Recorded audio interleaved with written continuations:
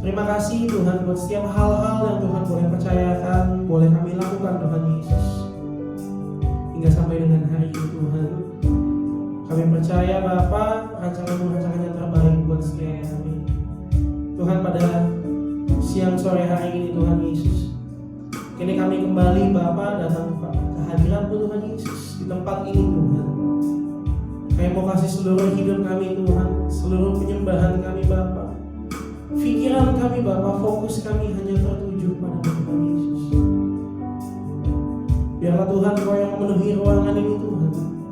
Setiap sudutnya Bapa, kiri kanan depan belakang Tuhan Yesus, lantai 1, lantai 2 Tuhan, bahkan seluruh lingkungan sekitar kami Tuhan Yesus, dipenuhi dengan urapan kuasa-Mu Tuhan Yesus. Biarlah damai sejahtera-Mu tinggal di tengah-tengah kami Tuhan Yesus. Mari Tuhan penuhi setiap hati kami Bapa dengan urapan yang baru Tuhan Yesus. Tuhan, kami mau tolak dan hancurkan Tuhan setiap roh intimidasi, segala penguasa di udara Tuhan Yesus yang mau mengacaukan pikiran kami,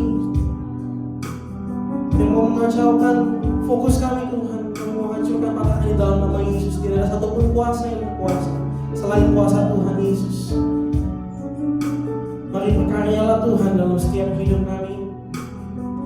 Engkau yang beracara dalam ibadah kami sore hari Tuhan Yesus. Dari awal, pertengahan, hingga akhir Tuhan, kami percaya Tuhan, kami datang tidak sama lagi ketika kami pulang Tuhan Yesus. Kami membawa kekuatan yang baru ketika kami pulang Tuhan. Setiap rasa lelah kami Tuhan Yesus Kau gantikan dengan kekuatan yang baru Tuhan.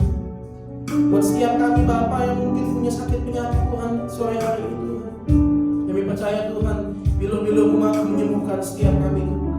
Mukjizat-Mu yang baru Tuhan, yang kreatif Tuhan, ada di sore hari ini, menyertai setiap kami Bapa. Mari pakai setiap kami Tuhan, dan ajar setiap kami Tuhan, untuk selalu mengandalkan Tuhan Yesus, karena kami gak ada apa-apa Tuhan di luar Engkau. Dari semua itu Tuhan, kami minta ampun buat setiap dosa dan pelanggaran kami Yesus. Kami gak mau Tuhan dosa itu menghalangi kami berjumpa pribadi lepas pribadi dengan-Mu Tuhan. Tutup bungkus ibadah kami ke dalam kuasa darah-Mu Bapa.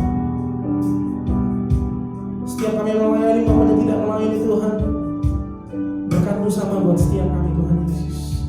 Urapan-Mu sama buat setiap kami Bapa. Terima kasih Yesus, terima kasih Tuhan. Ini kami Bapa, ini kami Yesus. Kami mengucap syukur buat kebaikan-Mu Tuhan.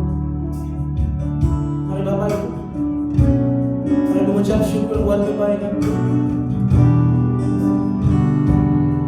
Terima kasih Tuhan. Kami mengucap syukur buat hari yang baru.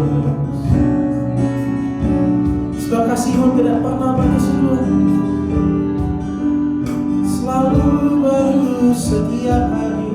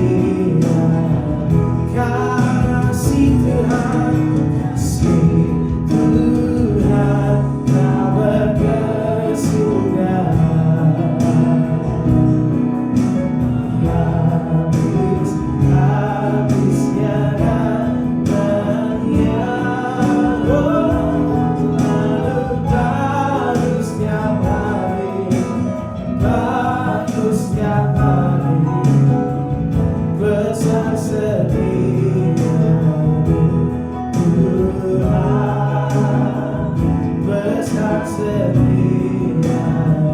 Ya jangan sampai Indonesia ini kasih Tuhan tak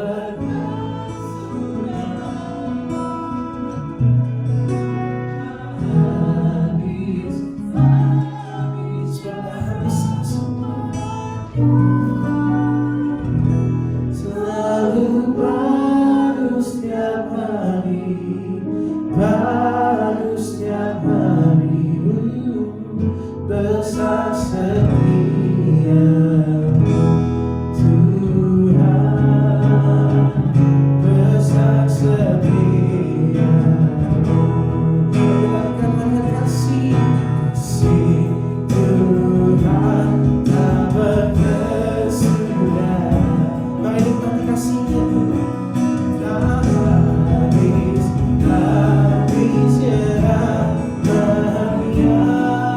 Oh, selalu baru setiap hari, baru setiap hari, besar setia Tuhan, besar setia Tuhan, besar setia Tuhan, besar setia, besar setia. Berarti tangan dua kali, mari terus sembah Dia. Oh, sebab besar kasih setia-Mu. Terima kasih Tuhan.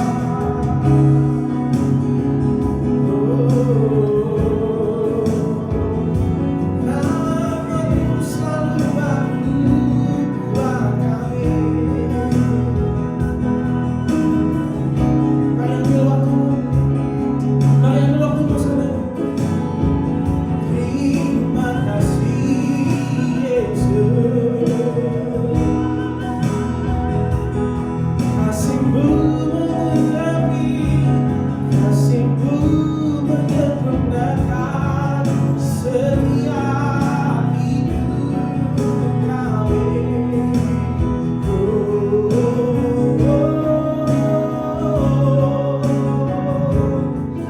Bersembah Dia, menyembah-Mu Tuhan. Kami nikmati kasih-Mu, nikmati kehadiran-Mu.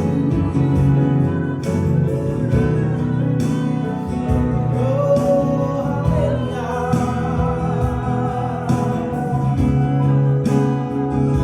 Kami menyembah-Mu Tuhan. Mari sembah Dia, sebab Kau Allah yang hidup Tuhan.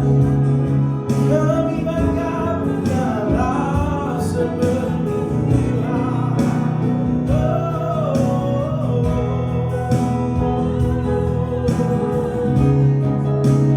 Kami nikmati kasih-Mu, cinta-Mu, oh kehadiran-Mu.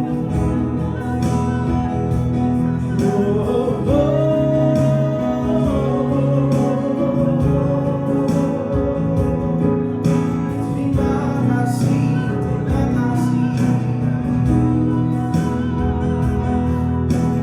Oh, haleluya.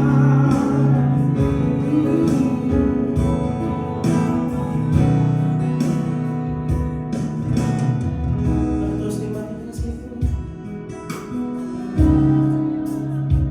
Nikmati kasih Tuhan. Terima kasih Tuhan Yesus, sebab Kau yang kami andalkan, yang kami percaya.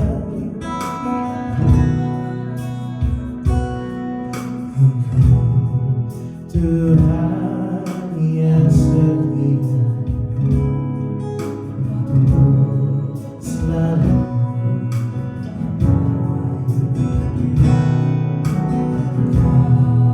Tuhan sangat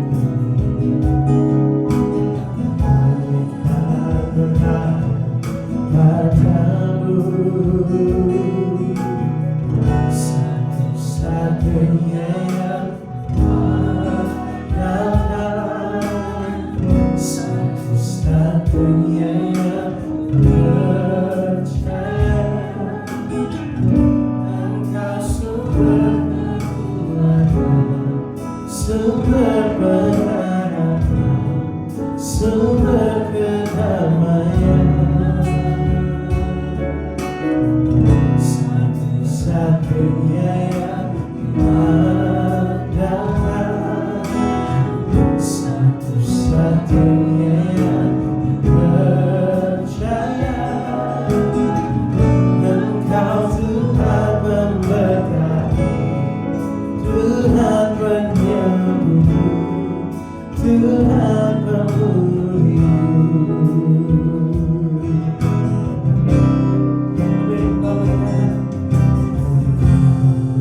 Tuhan sadar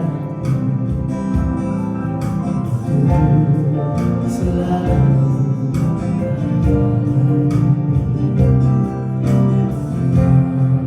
Tuhan sadar mereka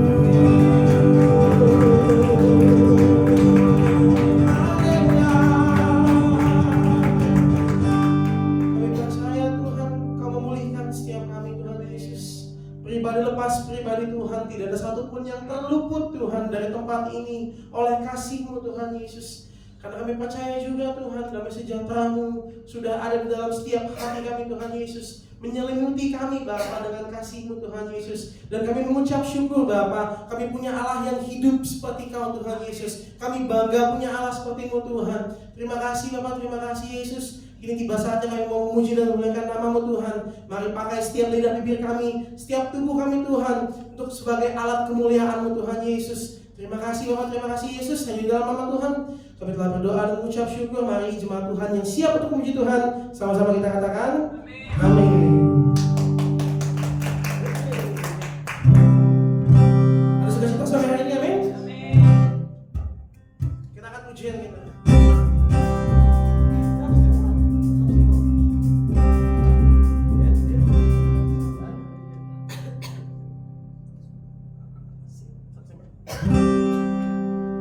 Siap puji Tuhan, amin?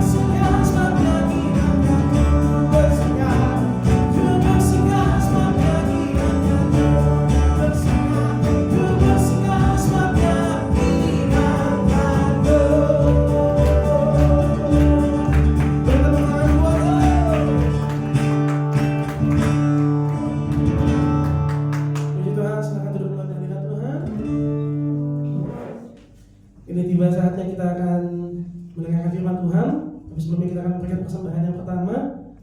Saya undang kembali kita semua untuk berdoa sambil menyiapkan persembahan kita.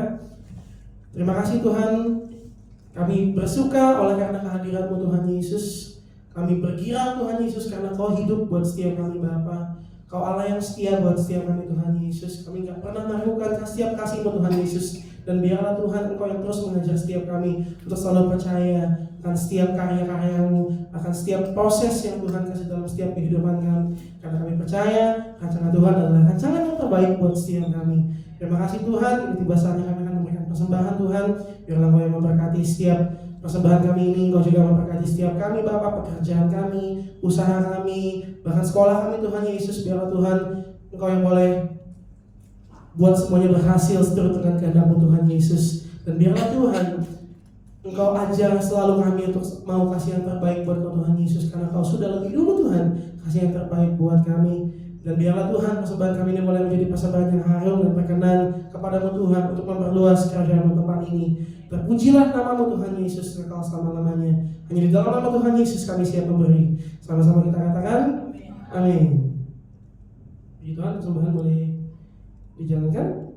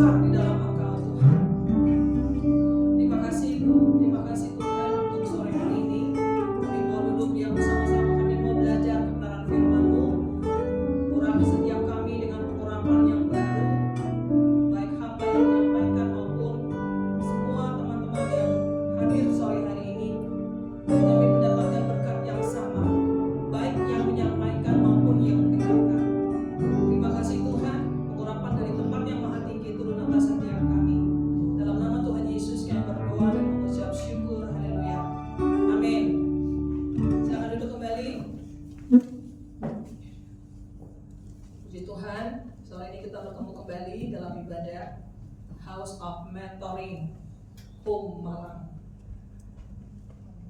Dan hari ini saya akan menyampaikan atau kita akan belajar bersama satu hal yang sebenarnya sering kita alami, tapi tanpa kita sadari itu telah menjadi bagian dari hidup kita. Padahal sebenarnya Tuhan nggak pengen kayak gitu. Ya. Pernah nggak kita mengalami kita menanggung beban yang harusnya tidak perlu kita tanggung? Kita menanggung beban yang harusnya tidak kita pikul. Nah, sore hari ini kita akan belajar bersama-sama. Contohnya kayak apa sih? Begini contohnya. Kalau kita punya saudara, punya keluarga, ya, atau punya teman baik, teman dekat, terus dia dalam kondisi kesulitan keuangan, terus kesulitan dalam hubungan suami istri, kesulitan dalam mendidik atau membesarkan anak, ya, bisa banyak terjadi problem dalam rumah tangga. Nah, kita dimintain tolong nih, bantuin aku dong. Pertamanya kita akan membantu dia, kita akan berusaha untuk menolong dia untuk keluar dari masalahnya dia tersebut. Tapi akhirnya pertolongan itu tidak sampai di situ, tapi terus apa yang dia sedang hadapi. Itu enak nggak? Nggak enak dong ya. Orang lain punya masalah, kok gue yang mesti ngadepin, mesti gue yang pikirin gitu ya. Nah itu yang terjadi. Tanpa kita sadari ternyata itu yang terjadi. Nah sore hari ini kita akan belajar bersama. Itu yang saya namakan false burden atau beban palsu. Banyak kali kita ngalamin ini, ya.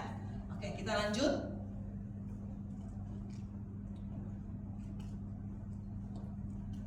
Oke, pengertiannya dulu. Kita belajar pengertiannya dulu. Pengertiannya, yang pertama, memikul beban yang salah, yang tidak perlu dan yang tidak diperintahkan oleh Tuhan. Ya, kita Tuhan gak suruh. Memang kita harus care sama orang, apalagi sama saudara ya, saudara kandung loh.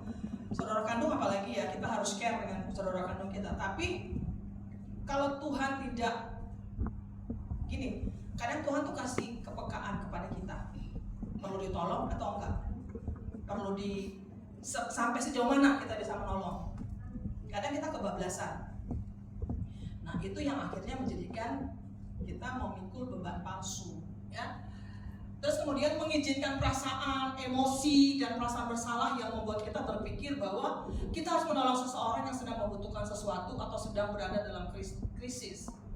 Ketika kita membiarkan perasaan kita, dia harusnya kita tolong nih, kayaknya aku harus mendampingi dia, aku harus menolong dia supaya dia bisa keluar dari masalahnya. Tunggu dulu. Tuhan memberikan kita kemampuan untuk bisa mengatasi setiap masalah yang kita hadapi. Cuman satu hal yang membuat kita tidak mengalami pertumbuhan kerohanian adalah begitu masalah datang, kita lari dari masalah. Ya, kebanyakan orang begitu. Tapi saya percaya di sini nggak ada. Semuanya luar biasa menghadapi masalah dengan gagah berani. Ada masalah, tidak dihadapi, lari dari masalah dan membiarkan orang lain yang menyelesaikan masalah. Itu yang banyak terjadi.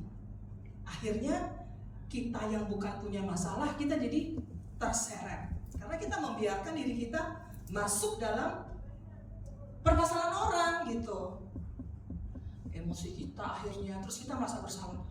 Kalau aku nggak bantu dia, apa kata dunia gitu ya.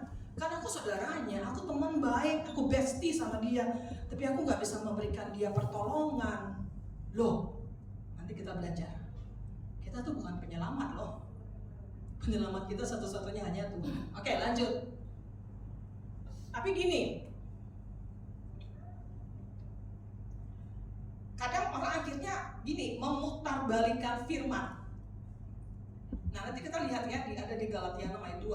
Memakai firman itu sebagai dasar bahwa kita harus menolong orang. Tuhan bilang kita harus bertolong-tolongan, kita harus meringankan beban orang.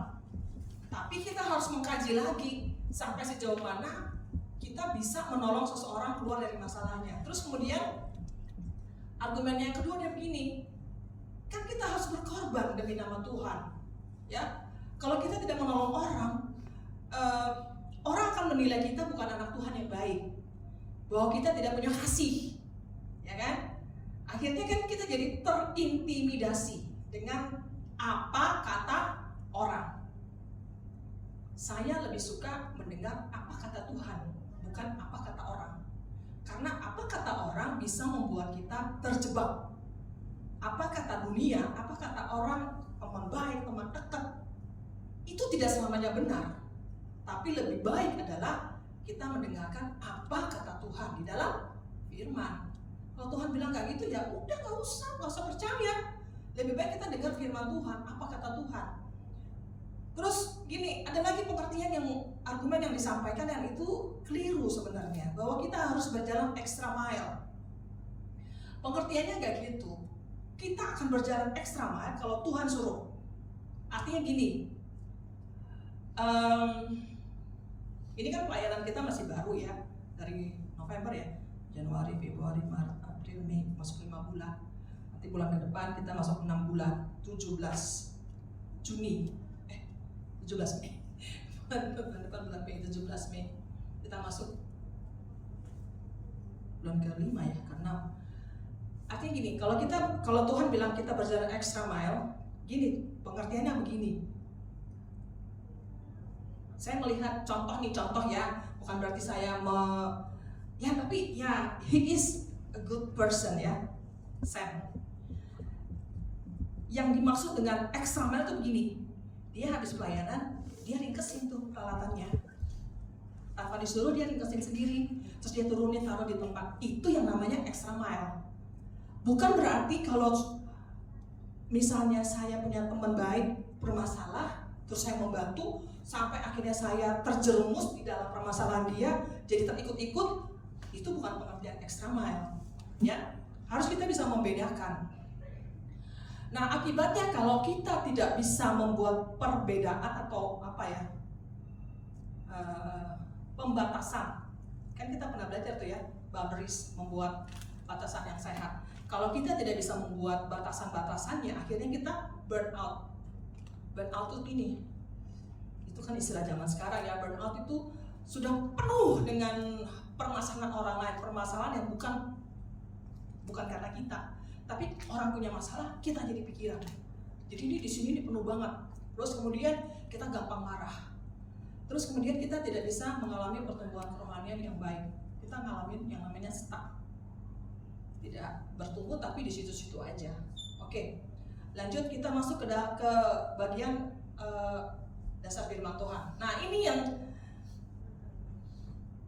dasarnya ini. Dan seringkali kalau kita tidak memahami dengan jelas, kita akan terjebak. Galatia 6 ayat 2, bertolong-tolonganlah menanggung bebanmu, demikianlah kamu memenuhi hukum Kristus. Kalau bahasa Indonesia kurang jelas. Coba kita lihat bahasa Inggrisnya. Saya ambil dua dari terjemahan ya, NIV,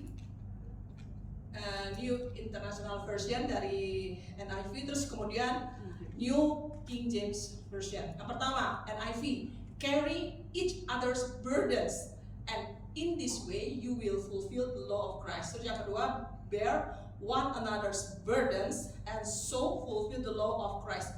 Garis bawahi burdens. Saya kasih garis merah. Itu memakai kata jamak singular. Artinya beban-beban, bukan hanya satu beban tapi beban-beban. Orang hidup kan punya beban. Ya, kalau anak, ntar kalau anaknya sudah selesai sarjana, mikirin dia menikah, ya kan, terus belum lagi nanti, ya banyak lah namanya orang hidup tuh kan banyak permasalahannya ya, banyak bebannya. Terus kemudian hubungannya dengan sesama, bersosialisasi dia mungkin mengalami satu masalah, masalah emosi, ya. Orang hidup tuh pasti punya banyak masalah. Kalau nggak ada masalah lagi, sudah ada di dalam liang lahat. Liang lahat, artinya kita udah nggak mikirin masalah. Ya, kenang-kenangan kita terhadap masalah-masalah sudah hilang, gitu kita sudah meninggal. Artinya, ya namanya hidup pasti ada beban, ya kan? Nah makanya kenapa dipakai burden itu beban. Kata apa tuh burden apa? Kata benda ya, bersifat jamak. Nah kita harus bisa membedakan beban yang harus kita pikul dan bagaimana memikulnya supaya tidak memberikan dampak yang negatif terhadap hidup kita.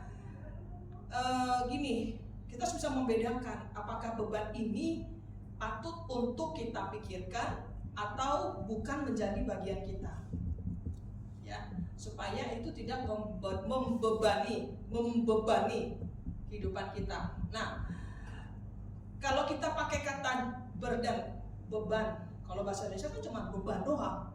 Kalau bahasa Inggris burdens, ada S-nya berarti bentuknya jamak, lebih dari satu. Artinya kebutuhan atau kondisi khusus yang menimpa seseorang. Jadi bukan pribadinya. Terkadang kita terjebak untuk menolong pribadi orang, bukan masalahnya. Gini, saya sama Pak Masus kan kita banyak bergerak di bidang konseling ya, konseling. Sebagai contoh, ada teman saya, teman baik lah, teman baik banget ya. Dari kami masih belum ada apa-apanya. Maksudnya Pak Masus menjadi gembala, kita masih pelayanan biasa.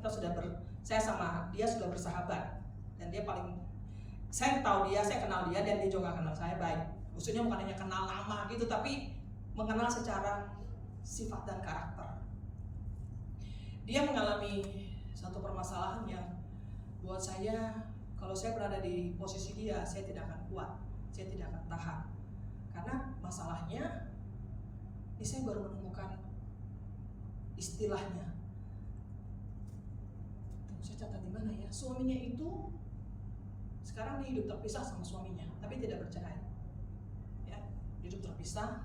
Padahal rumahnya tuh depan-depanan. Ini depan-depanan rumahnya di situ. Rumahnya mereka di situ, suaminya tinggal di situ, terus dia di sini di seberangnya dengan anak-anaknya. Rumahnya ini di kontrak kontrakan. Ini depan-depanan nih. Nah, suaminya itu menuduh dia melakukan sesuatu yang tidak pernah dia lakukan. Bayangin, menuduh dia berselingkuh dengan teman kerjanya dahulu, padahal dia tidak pernah melakukan. Saya bisa punya bukti, tapi tidak pernah ditunjukkan buktinya. Itu kemarin saya baca-baca, saya menemukan itu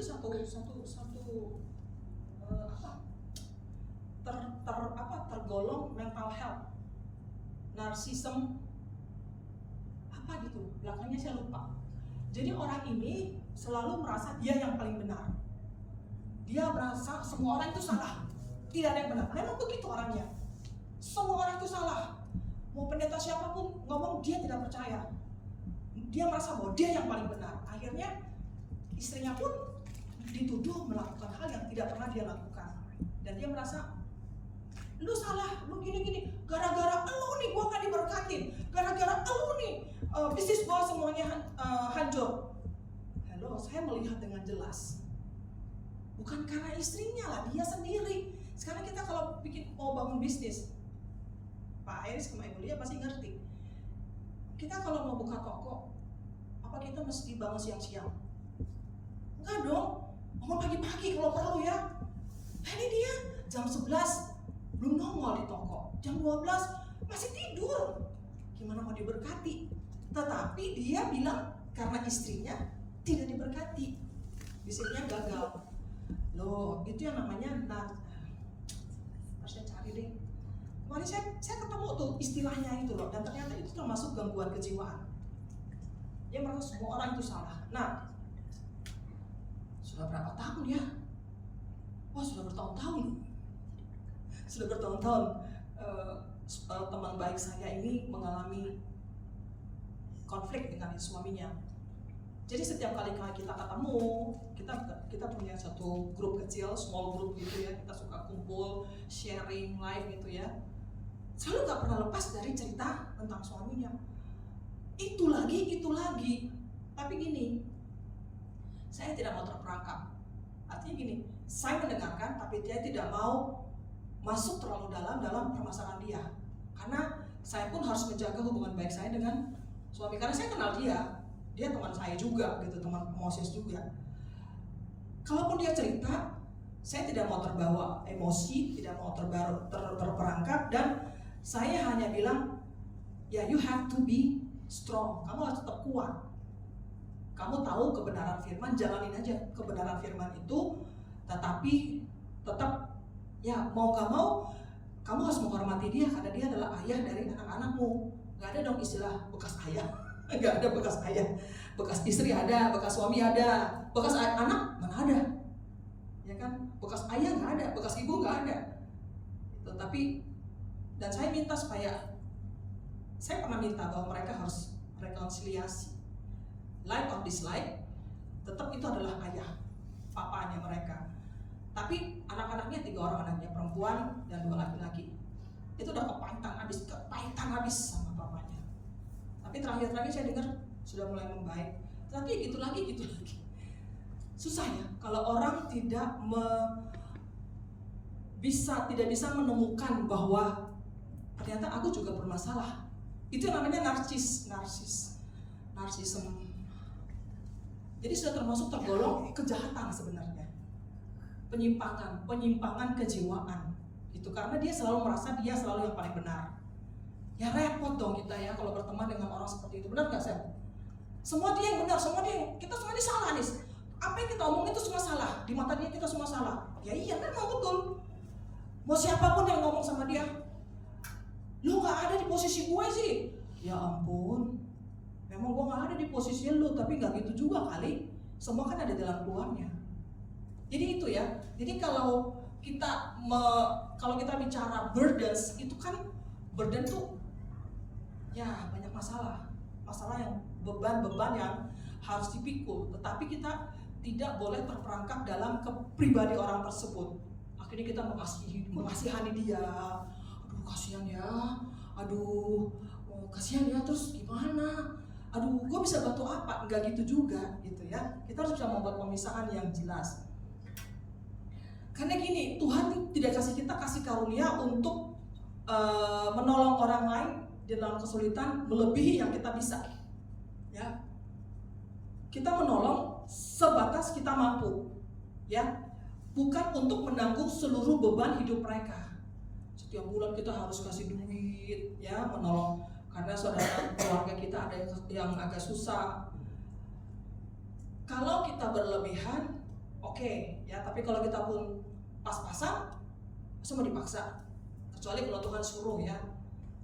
Ini agak menyimpang sedikit. Waktu itu saya sama Pak Moses, kita masih di Kupang, masih berdua, belum ada anak-anak.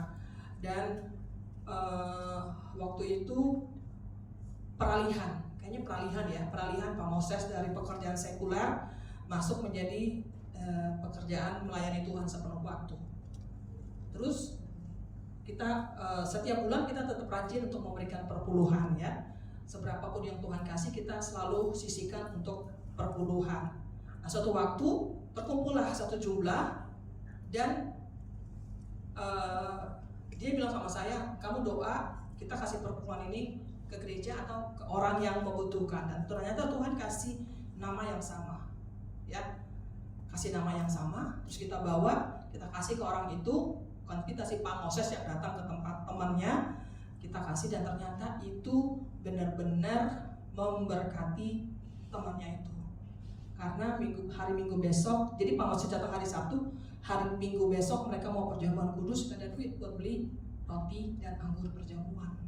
Dan nilainya tuh tepat banget untuk mereka bisa beli anggur dan roti perjamuan. Jadi kalau Tuhan gak suruh, lebih baik diam di tempat. Ya, makanya kita harus belajar peka dengan Roh Kudus. Kita harus peka belajar peka dengar-dengaran sama Tuhan. Jadi kalau bukan Tuhan yang suruh, kita nggak boleh melampaui apa yang kemampuan kita, gitu ya. Karena gini, kita tidak dipanggil untuk menjadi penyelamat. Tadi kan di depan saya katakan, kita tidak dipanggil untuk jadi penyelamat. Penyelamat kita hanya satu dan satu-satunya, Yesus Kristus Tuhan. Dia itu penyelamat kita. Makanya sekarang banyak orang terhinggap yang namanya Savior Syndrome, sindrom penyelamat. Ya, ini perilaku yang membuat seseorang selalu ingin membantu atau menolong orang lain secara berlebihan. Akhirnya dia mengorbankan segala sesuatu untuk bisa menolong orang lain. Itu yang namanya Savior Syndrome. Kita bukan penyelamat, kita nggak bisa menyelamatkan hidup orang lain. Yang bisa menyelamatkan hidup seseorang adalah Tuhan. Kalau kita punya teman yang sedang bermasalah, kita tidak bisa menyelamatkan dia untuk keluar dari masalah. Yang kita bisa lakukan adalah pertama berdoa, supaya Tuhan kasih dia kekuatan untuk bisa menghadapi permasalahan ujian yang dia hadapi. Bukan kita bantu dia supaya dia bisa keluar, nggak bisa. Kita pun terbatas. Dan yang kedua, kita membantu sebisa kita, memberikan support moral. Yuk, kamu pasti bisa. Ayo, bertahan. Kamu pasti bisa menang, bisa keluar dari masalah ini. Tetapi kadang-kadang orang tidak tidak tahan dalam ujian. Belum apa-apa udah angkat bendera putih tanda menyerah. Kebanyakan orang Kristen kayak gitu. Bendera putih menyerah, Tuhan menyerah. Nah, Tuhan bilang belum, ini belum ada apa-apanya. Jalannya masih panjang, bos. Masih panjang, jalannya masih panjang. Ayo, jalan terus. Gitu. Ya, karena kita tidak diberikan kuasa untuk menyelamatkan orang lain. Karena yang bisa menyelamatkan seseorang keluar dari permasalahan adalah Tuhan Yesus. Oke, lanjut.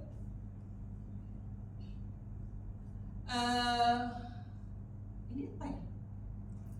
Oh, saya sendiri lupa.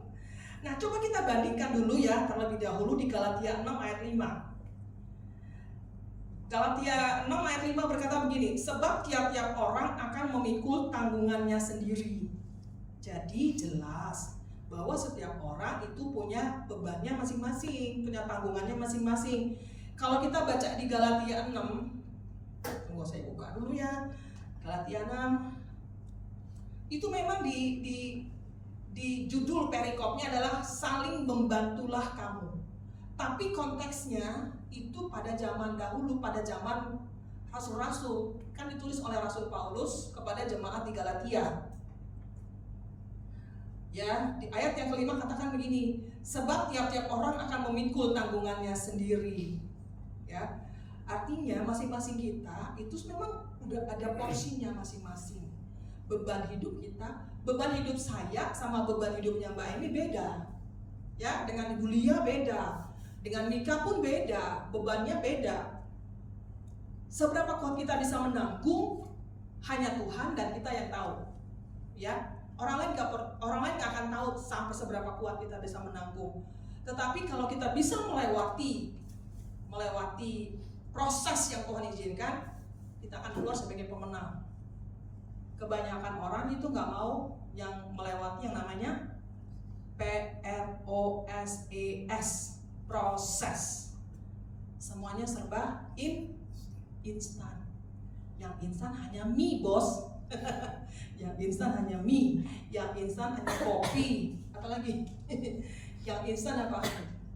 Kalau dalam hidup kita melayani Tuhan, mengikut Tuhan tuh nggak ada yang instan. Semuanya harus melewati namanya proses. Ya, proses antara Mika sama Arta itu masih panjang. Ya, prosesnya masih panjang. Tidak ada yang instan. Semua harus dilalui dengan proses. Makanya Tuhan bilang di Galatia 6 ayat 5 itu masing-masing harus memikul tanggungannya sendiri, bebannya sendiri dipikul. Kan di ayat yang lain dikatakan begini, kemarilah kepadaku engkau yang letih lesu dan berbeban berat, karena aku lemah lembut, aku yang akan memberikan kelegaan. Itu kata Tuhan. Jadi kalau ada teman kita punya tanggungan berat, beban berat, ngomong sama dia, kamu mesti datang sama Tuhan, datang sama yang punya langit dan bumi ini, supaya Tuhan bisa memberikan kamu kelegaan. Orang Tuhan janji kok, kalau perlu kasih dia ayatnya, bacain ayatnya, supaya tidak bergantung sama kita. Kalau kita selalu digandoli orang dengan permasalahannya dia, gak enak loh hidup kita. Tiba-tiba telepon, tolong dong sayang. Saya kalau sudah gitu tuh, saya dengerin aja. Karena ada saatnya kita harus hanya mendengar, ya, tidak perlu memberikan komentar, tidak perlu ngomong apa-apa, dengerin aja. Ya, kalau orang yang sedang bermasalah, kalau dia bisa mengeluarkan isi hatinya itu, dia akan lega. Biarin aja dia ngomong. Oh ya, oke. Terus, jadi gimana? Gitu aja. Sampai akhirnya dia bisa mengeluarkan unek-uneknya. Bisa 1 jam, bisa 2 jam, ya udahlah, siap-siapin kuping, ya. Tapi ketika dia sudah selesai bercerita, dia akan lebih lega, gitu. Tapi gini, nanti di bagian terakhir, ya, jangan jadi tong sampah, jangan mau jadi tong sampah. Oke ya, lanjut. Ketergantungan. Ini sebenarnya 7 hal ya. Ada beberapa hal, bukan 7. Ada beberapa 1, 2, 3, 4, 5. Ada 5 hal yang membuat kita bisa maksimal tanpa memikul beban palsu. Melakukan sesuatu untuk orang lain yang seharusnya bisa mereka lakukan sendiri, berusaha menyelamatkan mereka, ya. Mulai melihat apakah ada dalam kehidupan kita masalah orang yang kita yang tanggung. Orang utang kita yang bayar. Oh iya, hati-hati ya ibu-ibu, bapak-bapak. Sekarang ini para hackers itu pintar.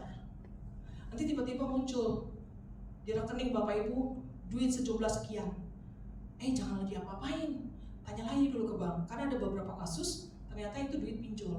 Dia pakai nomor kita, nama kita, entah dari mana. Jadi gini, kalau kita sudah pernah bertransaksi di online shop, pakai namanya ya, terus kita pernah punya kartu kredit atau apapun, itu data kita tuh bisa tersebar kemana-mana, ya. Saya paling sering dapat, saya nggak ada yang saya, biarin aja. Lu pikir gua goblok? Gua lebih pintar daripada lu. Sering banget gitu loh. Makanya kita harus cerdas dalam menggunakan gadget kita tuh, kita harus cerdas. Jangan mudah tertipu, jangan mudah terintimidasi dengan itulah semacam itu. Jadi orang bisa pakai nama kita, nomor kita untuk urusan pinjol. Dia yang dapat duitnya, kita yang kena tagihannya, cicilannya, gitu ya. Jadi hati-hati, jangan berusaha menyelamatkan orang lain karena kita nanti ketiban masalahnya. Mulai membatasi. Kalau ada teman-teman kita di sekeliling kita, circle kita yang kira-kira bermasalah, lebih baik kita mulai pelan-pelan undur. Berteman tapi tidak perlu terlalu dekat. Karena saya juga orangnya gitu, ya. Saya milih-milih. Saya tidak sembarangan orang saya mau berteman. Bukannya saya sombong, bukan. Tapi iya sih teman-teman. Dulu adik-adik keluarga saya bilang, kalian itu sombong dan galak. Haleluya. Terus kemudian yang kedua, ketergantungan, mencoba mengcover mereka. Akhirnya mereka bergantung sama kita. Dikit-dikit, kuliah tolong saya. Dikit-dikit gitu. Nanti siap-siap aja kalau sudah memberikan diri kita untuk menjadi tong sampah mereka. Dikit-dikit dia telepon, Arta, ada waktu nggak? Aku mau curhat. Sering kan gitu. Lu ada waktu nggak? Tolong dong gue gini. Itu basi, cerita basi. Mulai belajar berkata tidak, ya. Belajar berkata tidak. Kalau memang kita nggak mampu, ya udah bilang, aduh sorry ya, hari ini gue nggak bisa. Aduh hari ini gue repot. Emang benar-benar repot, bukannya bohong ya. Kita nggak boleh bohong ya, beneran. Sekecil apapun kita nggak boleh bohong. Memang kita lagi ada kerjaan misalnya, apalagi sebagai ibu-ibu di rumah kerjanya kan nggak pernah habis. Ya wajar dong kita bilang kita lagi repot. Malam ini bisa siapin makan anak-anak, segala macam ya. Terus melanggar batasan, makanya kita harus belajar membuat batasan dalam pertemanan. Jangan sampai kita melanggar batas. Kemudian ikut campur yang bukan menjadi urusan kita. Semua kita ikut. Akhirnya apa tuh istilahnya sekarang? Kepo. Ada loh yang kepo rohani. Kepo rohani ada, kepo yang tidak rohani juga ada. Apa-apa semua pengen tahu, pengen ikut campur. Aduh, saya begini, di gereja kami di Jakarta itu kan sudah ada tugasnya masing-masing, ya. Saya sebagai istri gembala, sebagai ibu gembala, sebenarnya saya bisa ikut campur dalam segala bidang-bidang. Kita punya beberapa bidang. Tetapi saya nggak gitu orangnya, karena Pak Moses pun sudah dari awal warning, ingat ya, jangan sok ikut campur. Dan tapi memang saya juga orangnya nggak gitu ya. Tapi ada cerita lain, ibu gembala semua diurus, sampai keuangan pun dipegang sama ibu gembala. Kalau kami keuangan di gereja di Jakarta kita nggak pegang. Saya sama sekali tidak tahu keuangan di gereja, tapi setiap bulan pasti ada laporan. Ya, karena memang kita harus bisa membuat batasan, membuat mulai mensortir mana yang bisa kita ikut campur, mana yang bukan. Kalau murni pelayanan, sekarang saya masih sampai hari ini saya masih saya masih supervisor ya, pelayanan ibadah anak sama doa dan WBI, wanita Betel, ibu-ibu. Itu saya masih under saya, di bawah saya. Pelayanan anak sampai hari ini bisa berjalan, itu saya tetap pantau. Jadi bukan berarti sebagai ibu gembala punya otoritas untuk obrak-abrik seluruh gereja, enggak. Kita juga harus tahu diri, ya. Karena kita tidak dikasih kuasa untuk melakukan sejauh itu. Kita nggak punya otoritas untuk melakukan, karena kan kita punya cuma ibu gembala, istri. Yang punya kuasa lah bapak gembalanya, ya Pak Moses, gitu. Tapi sejauh kita bisa melakukan apa yang jadi tugas kita, yang kita lakukan, ya. Terus kemudian sulit untuk berkata tidak. Coba ingat-ingat berapa kali bapak ibu, anak-anakku semua di tempat ini bisa menolak berkata tidak. Seringkali atau tidak pernah, atau setiap kali pasti bisa menolak. Pasti sering ya, kita tidak bisa berarti tidak, sulit untuk berkata tidak. Contoh, kita punya sesuatu yang urgent di rumah, sesuatu yang penting. Contohnya lah, saya mesti ngurusin BL. Terus ada teman yang ngajak saya, kalian sih ayo yuk kita kumpul yuk, kumpul ini. Tapi saya nggak punya orang untuk jagain BL. Antara hati pengen kumpul-kumpul karena sekalian refreshing, atau tanggung jawab sebagai seorang ibu. Nah di situ saya bisa yang namanya terjadi pergolakan batin, benar nggak? Ya kan? Tapi kan saya harus belajar berkata tidak. Oh nggak bisa, saya harus menjaga biar, karena tidak ada orang yang bisa menggantikan tugas saya. Nanti deh kapan-kapan kalau saya bisa, saya pasti ikut. Nah seperti itu. Ada teman yang ngajak pergi misalnya kemana, tapi kita harus ikut ibadah, ya. Misalnya kita diajak kemana-kemana, tapi akhirnya kita mengorbankan jam ibadah kita demi diterima dalam pertemanan.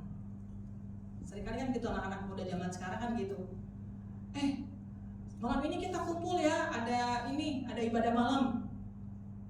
Tetapi ternyata kita sudah janjian. Akhirnya kita nggak bisa berkata tidak, karena daripada saya tidak diterima di dalam pergaulan, lebih baik saya mengorbankan ibadah. Nah, anak-anak muda, belajarlah untuk berkata tidak untuk hal-hal yang akan mengorbankan kesempatan kamu untuk bertemu Tuhan, ya. Itu. Terus kemudian lanjut, bagian terakhir adalah supaya kita bisa mengalami kemaksimalan hidup tanpa memikul beban palsu. Jangan thanks dulu. Belajar membuat batasan yang sehat. Itu yang pernah saya sampaikan di sini ya. Setting healthy boundaries ya. Selalu minta hikmat Roh Kudus. Kalau mau dimintain tolong atau dimintain bantuan untuk memecahkan permasalahan orang lain, doa dulu sama Tuhan. Roh Kudus, ini orang perlu ditolong nggak? Kalau Tuhan nggak kasih sign sama kita, Tuhan nggak kasih hikmat pada kita, ya udah belajar berkata tidak. Aduh sorry ya, gue nggak bisa bantuin lo. Coba cari orang lain. Karena ini untuk menjaga kesehatan fisik dan kesehatan mental kita. Tadi di awal saya lupa bilang itu. Kalau kita terlalu banyak memikirkan beban orang lain, lama-lama fisik kita kena, mental kita juga kena. Jadi overthinking, burnout. Coba dah baca-baca di media sosial. Itu penyakit orang zaman sekarang. Ya, semua orang sekarang mengalami yang namanya sakit mental. Gampangnya gitu, sakit mental. Ya, kemudian ini kita bukan tong sampah orang lain. Ya. Saya pernah sampaikan gini. Kita tuh masing-masing punya tangki emosi. Nah, nih. Seumpama nih botol ini ya. Tangki emosi kita tuh harus penuh. Air itu mesti penuh. Kalau nggak penuh, tes mati kan? Habis. Kalau nggak penuh habis. Kalau nggak penuh nggak bisa. Terus, Kak, kalau bilang ke Om intinya habis baterainya. Om Niko. Ini Habis nih baterainya. Ini kalau kita punya tangki emosinya defisit kayak gini, ketika terjadi masalah kita nggak bisa berespons dengan benar. Akhirnya yang muncul adalah apa? Emosi yang berlebihan, kesedihan yang berlebihan, sakit hati, kepahitan, dendam, karena tangki emosi kita nggak penuh. Ya, jadi harus belajar untuk tangki emosi kita itu, maksudnya gini, tangki emosi tapi gini, Tuhan memberikan kita emosi yang positif ya, ada yang positif, ada yang negatif. Kita ini manusia terdiri dari apa? Tubuh, jiwa, dan roh. Ya, dan semuanya itu kan saling berkaitan satu sama lain. Kalau satu yang sakit, kan semuanya sakit. Kalau roh kita sakit dalam hal ini, kita tidak mempunyai hubungan yang baik dengan Tuhan, otomatis akan mengganggu jiwa. Kita suka halusinasi. Kenapa orang suka halusinasi? Tiba-tiba, aku dapat penglihatan ada bebek gombel. Halo, kalau Tuhan tidak, gini, ada orang yang punya karunia untuk bisa melihat, ya. Tuhan kasih dia karunia untuk bisa melihat hal-hal yang itu namanya fantasi. Yang orang bilang indigo itu loh, indigo. Bukan indigo. Itu kan ini indigo juga sebenarnya kalau tidak di dalam Tuhan bisa berbahaya.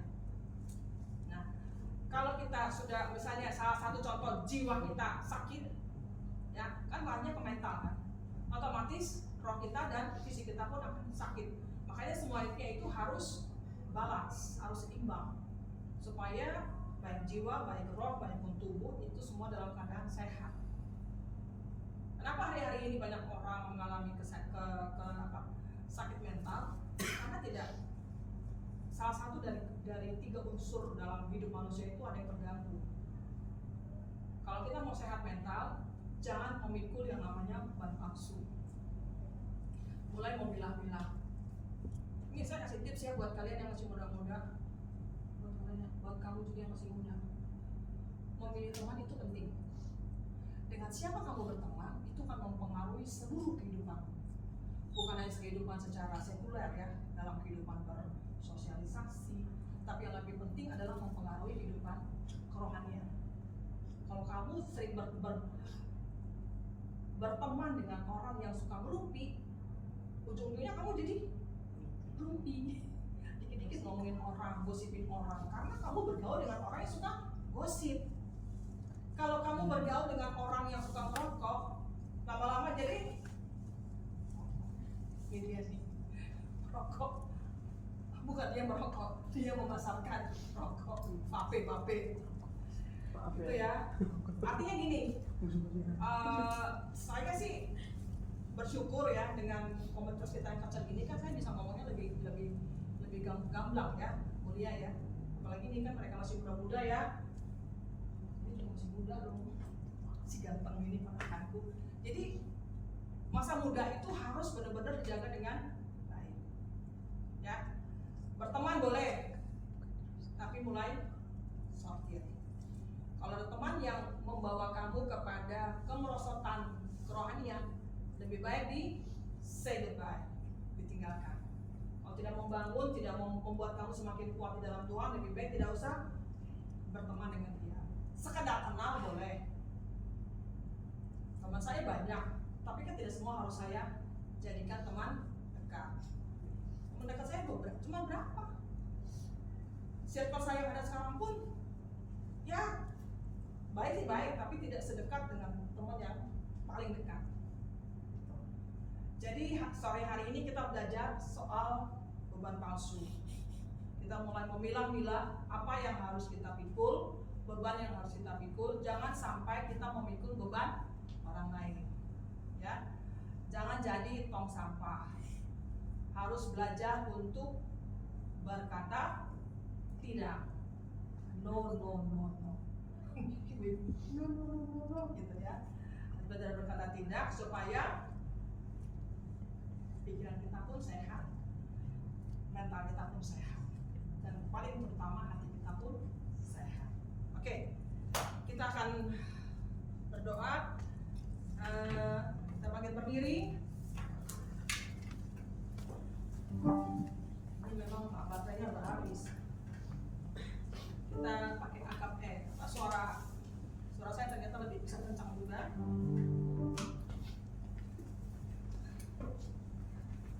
ST lagunya dimunculkan deh. Lagu ini saya senang banget lagunya ya.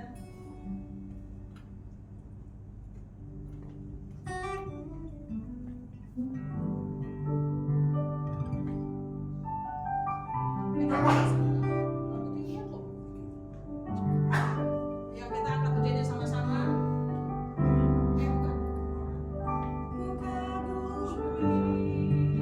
Salah.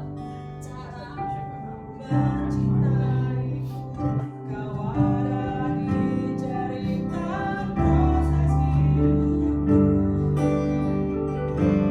Di hati terendahku kau hadir untuk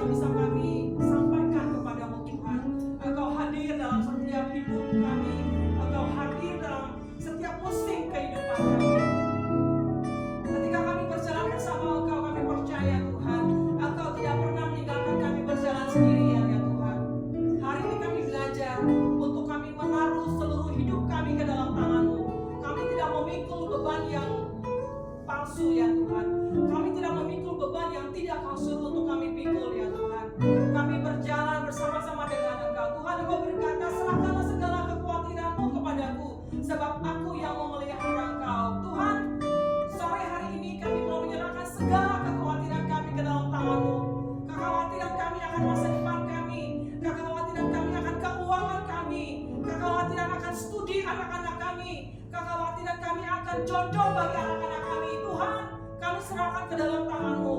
Sebab kami percaya Engkau yang memelihara seluruh hidup kami. Hidup kami ada dalam tangan-Mu, Tuhan. Dan tidak satu inci pun akan bergeser kalau tidak Engkau kehendaki dalam hidup kami, ya Tuhan. Kami berdoa dalam nama Tuhan Yesus. Apapun yang menjadi pergumulan kami pribadi lepas pribadi yang ada dalam ruangan ini, sore hari ini kami hanya mau berteriak, Yesus tolong kami, Tuhan tolong kami. Kalau kami sudah nggak kuat lagi, tolong bantu kami, kasih kekuatan yang baru buat kami. Kalau kami sudah nggak mampu lagi, kami mau berteriak, Tuhan kasih kekuatan yang baru buat kami, supaya kami bisa terus menjalani musim hidup kami di hari ini, ya Tuhan.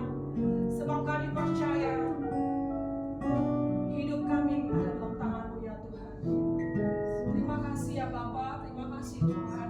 Ingatkan kami terus setiap hari bahwa Engkau belum selesai berperkara dengan kami. Kami percaya Tuhan, Engkau masih punya rencana yang begitu besar buat kami, rencana yang berjuta-juta banyaknya buat kami. Ajar kami untuk membuka kapasitas rohani kami, kapasitas roh kami untuk bisa menerima semua apa yang menjadi rencana-Mu Tuhan dalam hidup kami. Paksakan rencana-Mu buat kami, ya Tuhan. Paksakan rencana-Mu buat kami supaya kami bisa melihat glory dari Tuhan turun atas kehidupan kami pribadi, keluarga, dan pelayanan. Berkati setiap kami sore hari ini, berkati dengan segala apa yang kami hadapi, apa yang kami sedang lalui.